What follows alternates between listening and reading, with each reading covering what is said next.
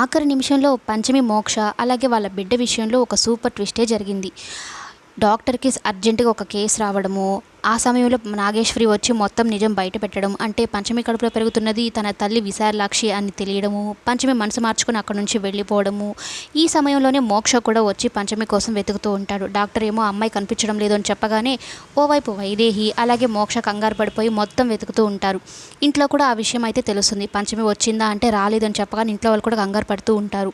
అయితే పంచమి డైరెక్ట్గా సుబ్రహ్మణ్య స్వామి గుడికి వెళ్తుంది. వెళ్ళి, ఏంటి స్వామి నాకు ఈ పరిస్థితి, నా తల్లిని పోగొట్టుకోలేను, నా భర్తని పోగొట్టుకోలేను, నాకు ఈ పరిస్థితి ఏంటి అంటూ ఒక్కసారిగా స్పృహ కోల్పోయి కింద పడిపోతుంది. ఇంకా ఏముంది, మన స్వామి సుబ్రహ్మణ్య స్వామి రంగంలోకి దిగుతాడు.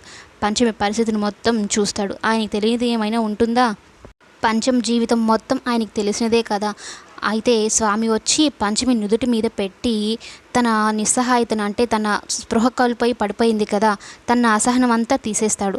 ఇంకా పంచమి విషయంలో నీకు నేనున్నాను అంటూ ఒక భరోసాలాగా సుబ్రహ్మణ్య స్వామి పంచమి ఎదురుగా కూర్చొని ఉంటాడు. మోక్ష ఇక పంచమి గుడికే వెళ్ళుంటుంది. తన కష్టాన్ని చెప్పుకునేది ఆ స్వామికే కదా, అందుకే గుడికే వెళ్దాము అని సుబ్రహ్మణ్య స్వామి గుడి దగ్గరికే మోక్ష కూడా బయలుదేరుతాడు. ఈ లోపే ఒక మిరాకిల్ చేసేసి ఉంటాడు సుబ్రహ్మణ్య స్వామి.